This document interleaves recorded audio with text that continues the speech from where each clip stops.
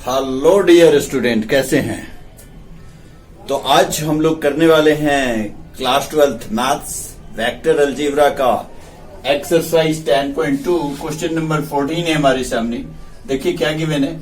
Show that the vector I plus J plus K is equally inclined to the axis O X O Y and O J.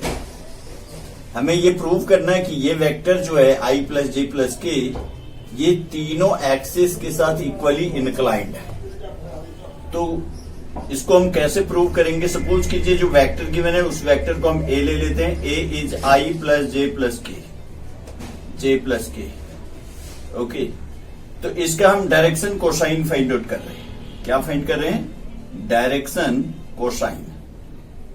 Direction cosine क्या होता है? L, जो कि आपको L equal to cos alpha होता है, and इसकी value L की वैल्यू क्या होती है? A upon under root of A square plus B square plus C square. Okay, ABC क्या होता है? आई जे के साथ जो कॉफिशिएंट है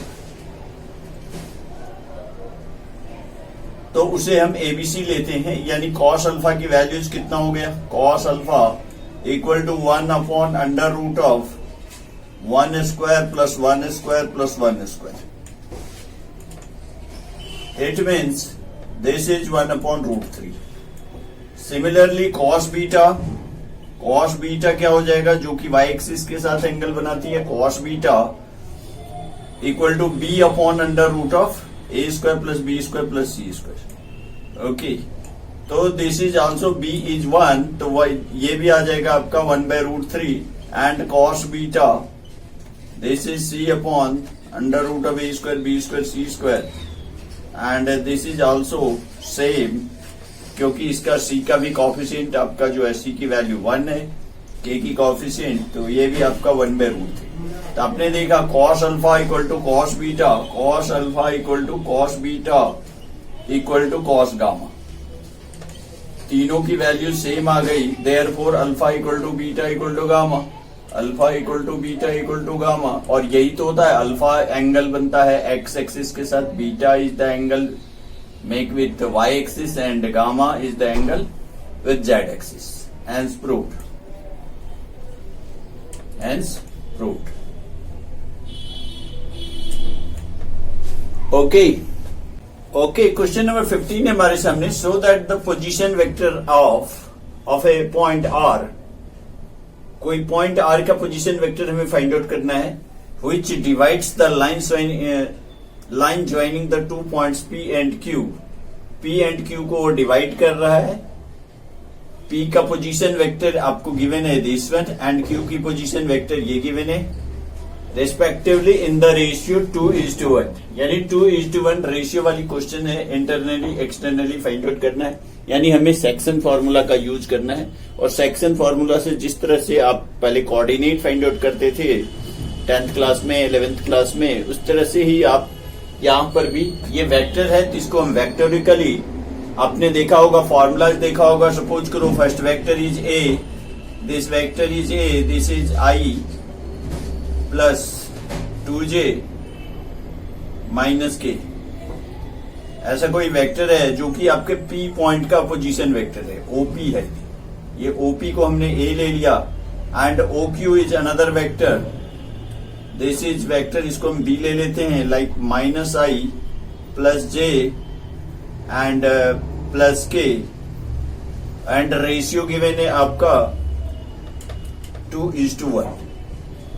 तो फॉर्मूला क्या होता है? इफ m:n का रेशियो होता है तो फॉर्मूला आपने देखा होगा क्या होता है फॉर्मूलाज आर के लिए, क्या होता है formulas?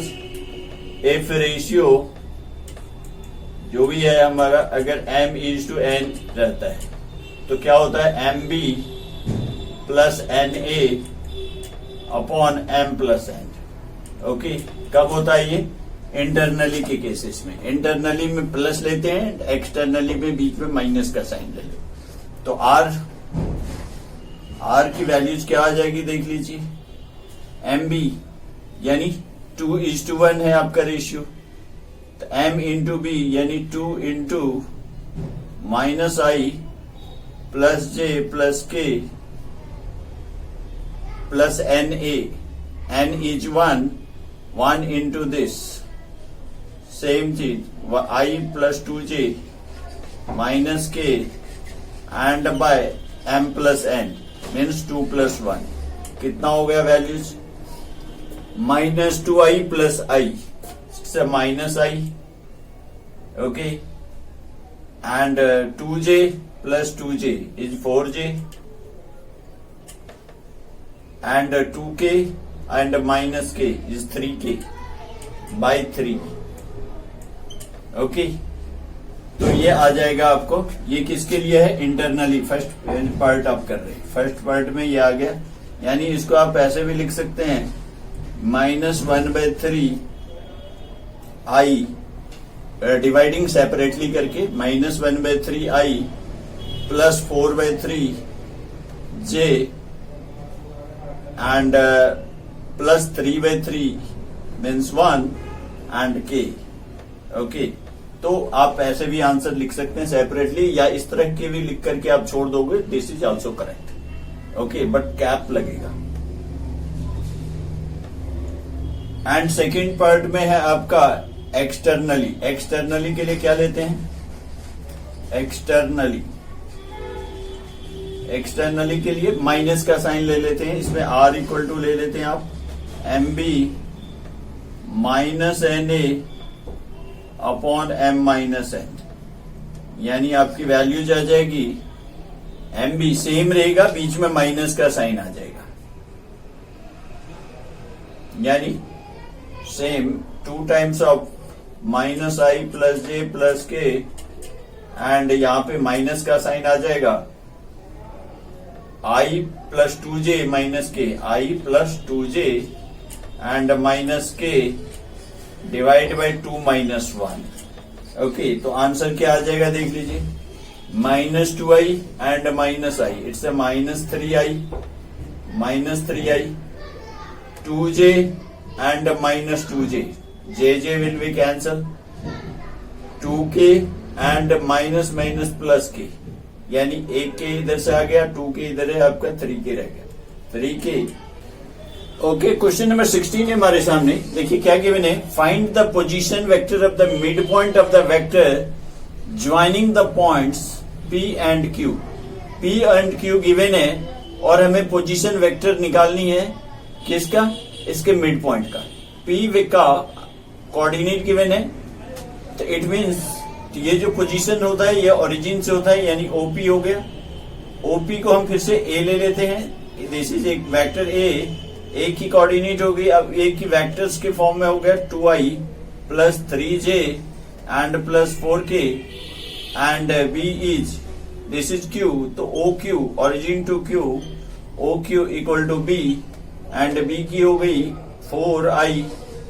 4i plus j and minus 2k, एक। देन हमें फाइंड आउट करना है इसका मिड पॉइंट। तो मिड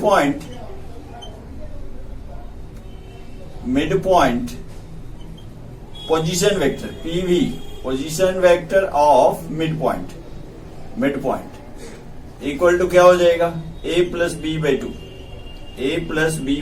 मिड पॉइंट जैसे आप नॉर्मली निकालते थे कोऑर्डिनेट में, ऐसे यहां वेक्टर में भी मिड पॉइंट दोनों को प्लस कीजिए एंड 2 से डिवाइड कीजिए, तो दोनों को प्लस करेंगे तो कितना हो जाएगा, 2i plus 4i it's 6i, okay, and 3j plus j is 4j and 4k minus 2k is 2k, okay. Normally algebraically जैसे प्लस माइनस करते हैं ऐसे ही, तो 2 से डिवाइड होगा, डिवाइडिंग सेपरेटली कर दीजिए, तो क्या आ जाएगा आपका 3i प्लस 2j